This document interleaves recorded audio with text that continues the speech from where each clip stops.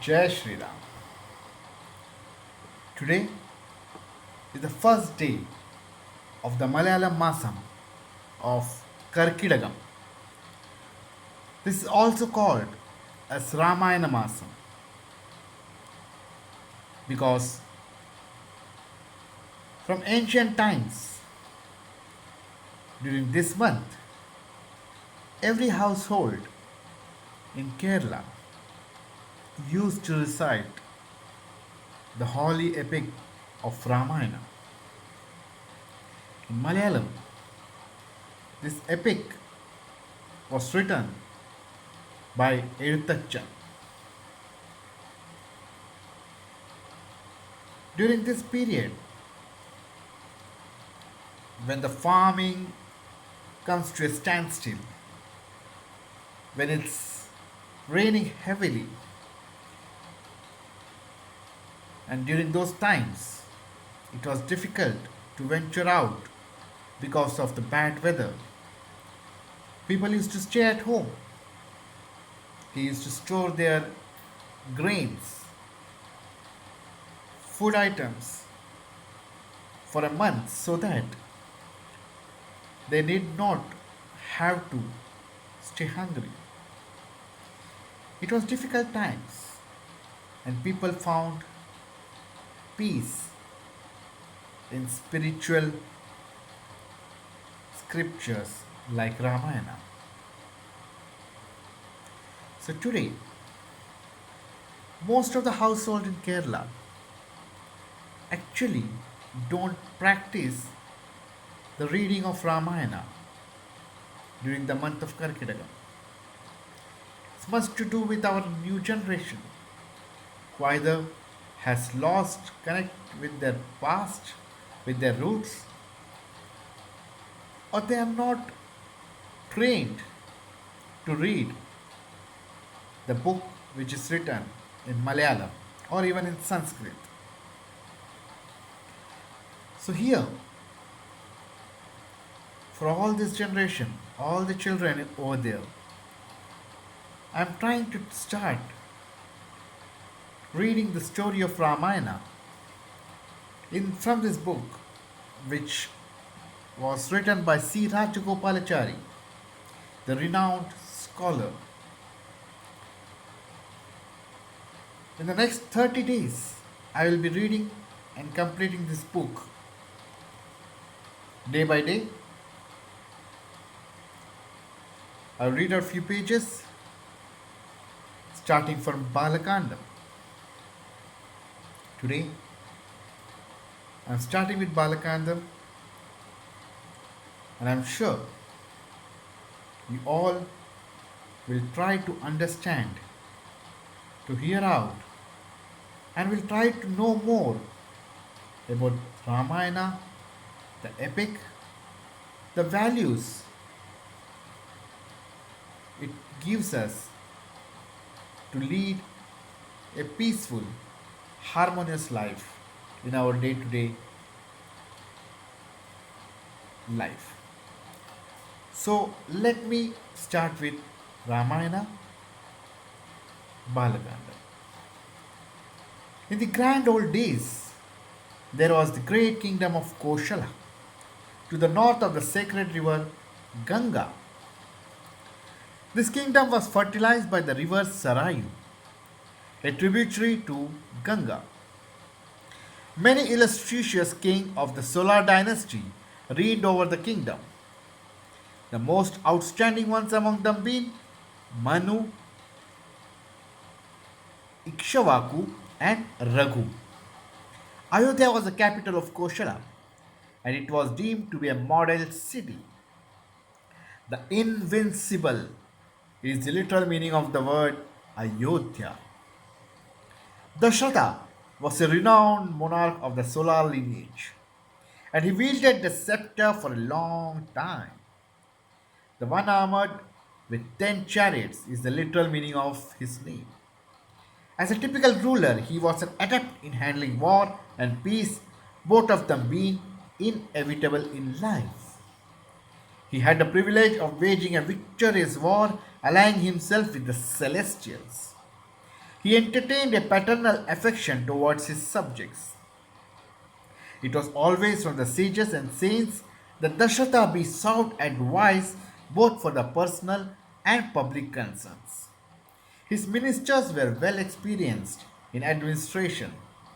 The people, in their turn, were properly educated and virtuous to the core. They were industrious and bent on increasing the wealth of the empire. There were in this country all round combination, contentment, and happiness. Now, nature was also bounteous to the boot of all this human excellence. Earth was fertile and productive. Rainfall was measured and periodical. Tashrata kingdom fared very well in tune with the gift of providence. But in the midst of all this munificence in life, the monarch felt a gap yet to be filled to advance in age. The want of a progeny worked like a canker in the heart. All the other blessings in life came to naught because he happened to be without issue.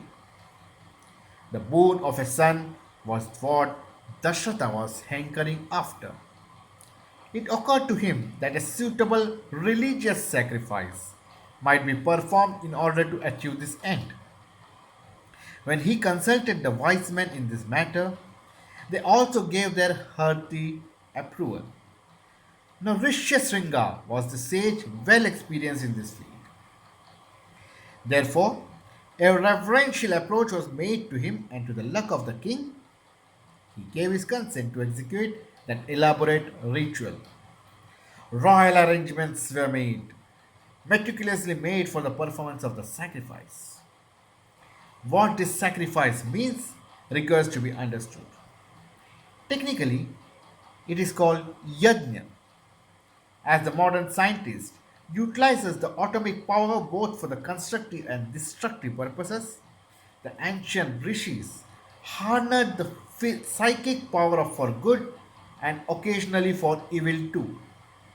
On all the powers of the nature, psyche is the subtlest and most powerful. It can be commissioned to commune with God and to achieve anything in life. It comes under law of causation at the mental level. King Dashrata and his three queens had put themselves under strict physical and mental discipline as a preliminary to yajna. What they did was tapas or austerity, for without it, nothing can be achieved. The sacrificial rituals were pretemperately carried out as enjoined in the scriptures. At the same time, a parallel happening was taking place in heaven. The celestial approached Brahma, the creator, and complained to him about the atrocities perpetrated by Ravana, the demon of Lanka.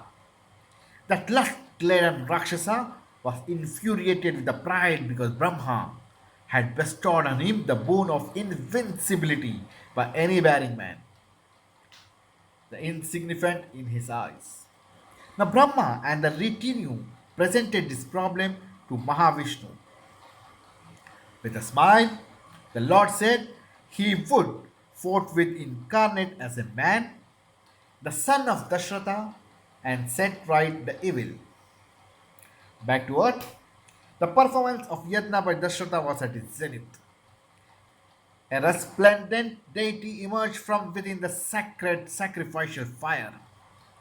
Solemnly, he offered to Dashrata a gold vessel containing milk pudding, or what we call payasam. The deity instructed to the king to distribute the payasam among his three queens for proclaiming. This done, the deity vanished within the fire. Dashrata distributed a half of the celestial food to Kaushalya, the first queen, a quarter to Sumitra, the second queen, and the remaining quarter to Kaikai. Still, there was in the vessel some remnant, which he gave to again to his second queen, Sumitra. This act led to the conception and they became expectant mothers. While in pregnancy, prayer went forth ceaselessly to the benevolent. The wheels of time rolled. Planets also rolled onto the course. Five of them now moved to the respective zodiacal constellation. And this is a rare phenomenon. The one that takes birth at this juncture is bound to be embodiment of divinity. This auspicious time came on the ninth day of the bride fortnight of Chitra. It's in the month of April or May. Comes between April and May. It was at the beginning moment that Rama was born to Kausalya. Subsequently, Kaikeyi gave birth to Bharata. The Sumitra begot the twins Lakshmana and Shatrughna. The four brothers were the embodiment of righteousness, truth, fidelity, and heroism. The brothers were educated on sound lines so they might become the future protectors of the society. They had their parts to play in the world as its active members. Religion was the basis of life. It was inculcated in them as a core of human beings. Morality and spirituality got well ingrained in them. In the study of the Vedas, they were made adepts. The auxiliaries to the Vedas and other branches of knowledge were imparted to them with due attention. Physical culture was of prime importance to the princes.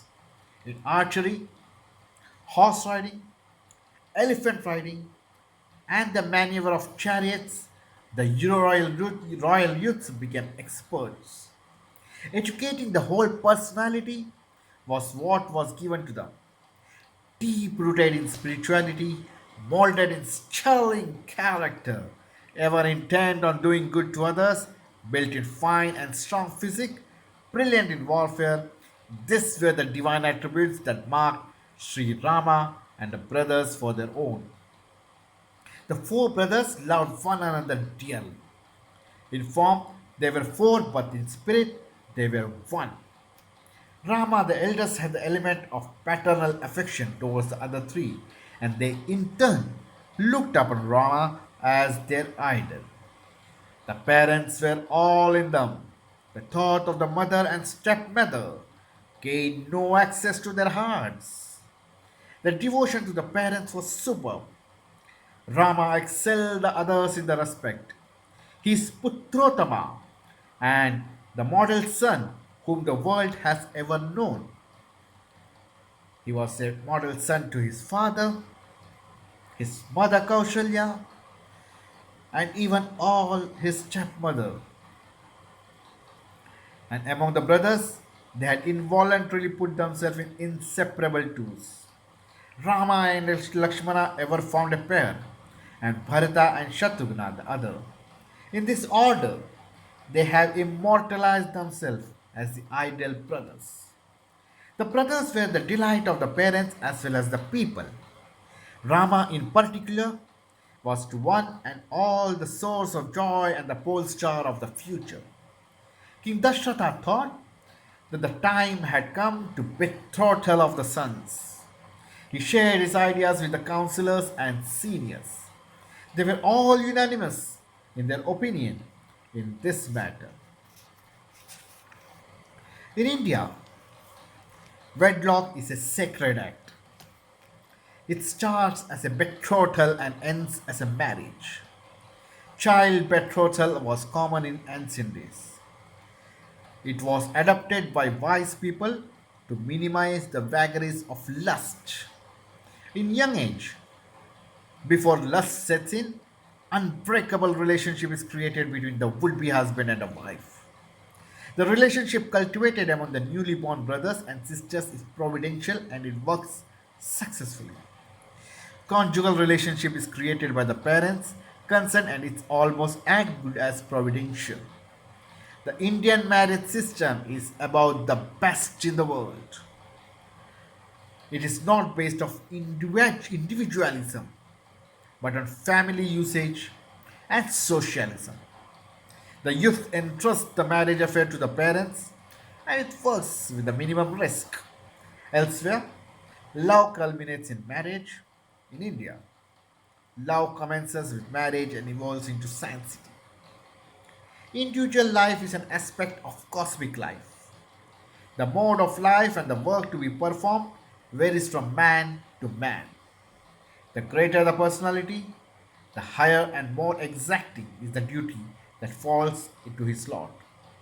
Very often, one event in life coalesces with another event to either augment or to obstruct. A specimen is as follows. King Dashrata and his ministers are absorbed in the discharge of public duty. A warder steps in and announces the arrival of Rishi Vishwamitra at the gate. The monarch puts aside the routine work and hastens to the entrance. He offers a devotional welcome to the holy guest and touches his feet as a mark of reverence. The sage is then solemnly escorted into the audience chamber. He is requested to occupy a distinguished chair. The others then assume their seats in accordance with their ranks. The sovereign submits. O adorable one, your career is a model to humanity. You started in life as an ordinary ruler of earth, but you are now at the pinnacle of enlightenment. In your spiritual voyage, you had to encounter with many a temptation and setback, but you are not foiled on that score. Defeats and fallen states were mere stepping stones to your onward march to perfection. Within the span of a single human life, you are scaled from Raja to Rajarishi to Maharishi and finally Brahmarishi, the final of spiritual attainment. Homage to you, the embodiment of undaunted perseverance. Blessed am I, blessed is my family, blessed is my lineage that you have deemed to sanctify my abode by setting foot on it. Your arrival here is equal to several sacred places getting commingled here. I dedicate my all to you. My service at is your disposal. I offer to carry out your command reverentially.